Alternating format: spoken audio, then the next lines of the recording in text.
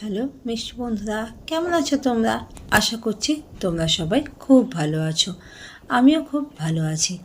আজকে আমি তোমাদের সাথে শেয়ার করব সম্পূর্ণ একটা নিরামিষ রেসিপি, যা গরম ভাতের সাথে, এমনকি লুচি, পরোটা বা রুটির সাথে খেতে অসাধারণ লাগে।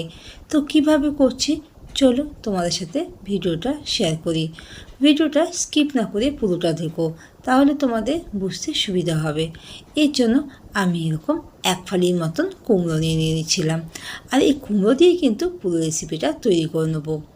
এরপর ছুরির সাহায্যে কুমড়োটাকে অর্ধেক করে কেটে নেবো, আর মাঝখানে যে বুকোর মতন অংশটা আছে, মানে দানা বা বীজের মতন অংশগুলো আছে, সেগুলোকে একটা স্পুনের সাহায্যে বার করে নেবো। বার করে যে কুমড়োর দানাগুলো আছে বা কুমড়োর যে বীজগুলো আছে, সেগুলো কিন্তু আমি ফেলবো না, একটা জায়গায় রেখে দেবো। পরে কিন্তু আমি রান্নার সময় পুরোটাই ব্যবহার করব। সব দানাগুলোকে এইভাবে ছাড়িয়ে নেব। এরপর কুমড়োটাকে অর্ধেক করে কেটে নিচ্ছি, আর কুমড়োর খোসাটাকে খুব ভালো করে ছাড়িয়ে নেব। অনেকেই তো আছো কুমড়ো খেতে পছন্দ করো না। যারা কুমড়ো খেতে পছন্দ করো না, তারা একবার এই সহজ পদ্ধতিতে কুমড়োর এই রেসিপিটা করে দেখতে পারো। খেতে যতটাই সুস্বাদু হবে, আর খুব সহজেই কিন্তু বন্ধুরা হয়ে যাবে। এরপর কুমড়োর খোসা ছাড়ানো হয়ে গেলে কুমড়োগুলোকে ছোটো ছোটো করে টুকরো করে কেটে দেবো। যেইভাবে দেখছো একটু বড়ো সাইজেরই লম্বা করে কেটে নিচ্ছি। কুমড়োগুলো এক জায়গায় এইভাবে রেখে দিচ্ছি, আর সাথে দুটো মিডিয়াম সাইজের আলু একটু কিউব করে, মানে একটু বড় করে কেটে নেবো। কড়াইয়ের মধ্যে 2 চামচের মতন তিল দিয়ে দেবো। শুকনো কড়াইতে তিলগুলোকে হালকা নাড়াচাড়া করে নেবো। এই সময় গ্যাসের ফ্লেমটা কিন্তু লো টু মিডিয়াম রাখবো। হালকা হাতে তিলটাকে ভেজে নেবো। সাথে এর মধ্যে 1 চামচের মতন পোস্তদানা ইউজ করব। তারপর সবগুলোকে হালকা নাড়াচাড়া করে নেব, যতক্ষণ না তিল আর পোস্ত থেকে একটা সুন্দর মিষ্টি গন্ধ বেরোচ্ছে, ততক্ষণ হালকা এইভাবে ভেজে নেব। যখন দেখবে তিল আর পোস্ত হালকা কালারটা চেঞ্জ হয়েছে, সেই সময় আমি তুলে একটা মিক্সার জারের মধ্যে দিয়ে দেবো। কড়াইয়ের মধ্যে অল্প কিছুটা সর্ষের তেল অ্যাড করব, আর এই রান্নাটা কিন্তু সর্ষের তেলে করলে বেশ ভালো লাগবে খেতে। তেলটা যখন গরম হয়ে যাবে, তখন এর মধ্যে আমি 2 থেকে 3টে কাঁচা লঙ্কা ফোড়নে দিয়ে দেবো, আর সাথে 1 চামচের মতন কালো জিরেও ফোড়নে দিয়ে দিচ্ছি।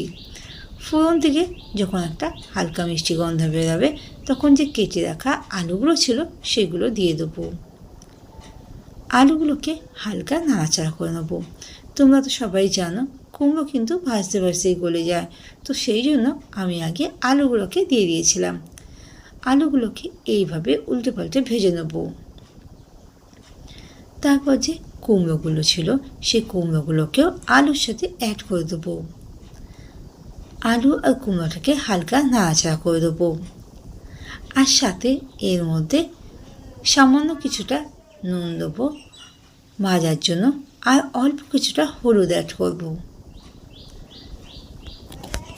নুন হলুদ দেওয়ার পর আলু আর কুমড়োটাকে কনস্ট্যান্ট নাড়াচাড়া করে নেব। এরপর ঢাকা দিয়ে আলু কুমড়ো তরকারিটা বা আলু কুমড়োটা ভাজতে দেবো।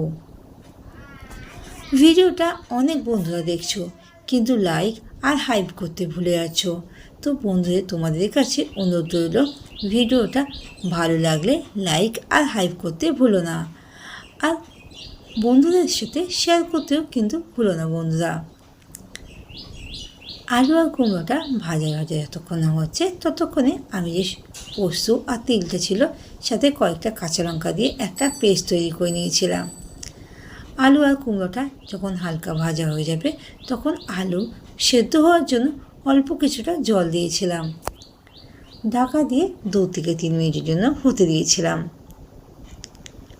মাঝখানে একবার ঢাকা খুলে চেক করব যে আলু আর কুমড়োটা সেদ্ধ হয়ে গেছে কি না।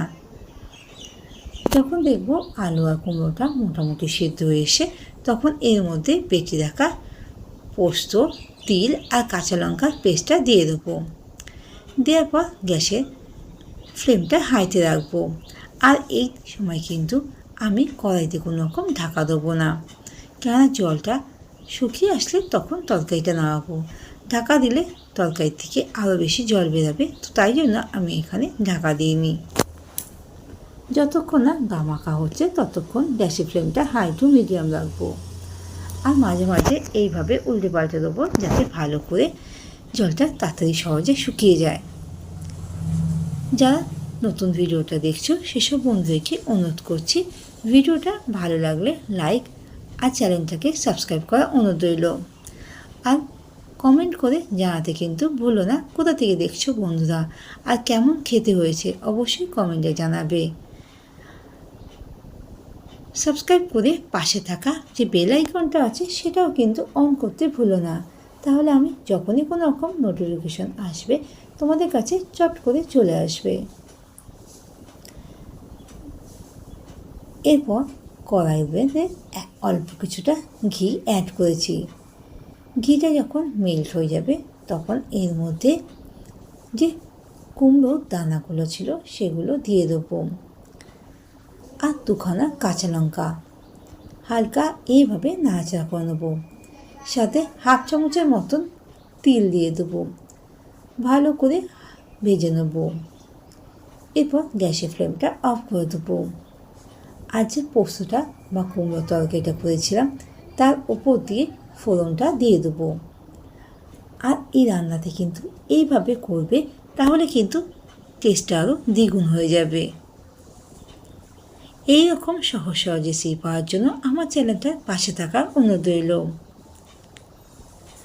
ভিডিওটা ভালো লাগলে লাইক আর কমেন্ট করতে ভুলো না। ধন্যবাদ নতুন আর পুরনো বন্ধুদের এতটা সাপোর্ট করার জন্য।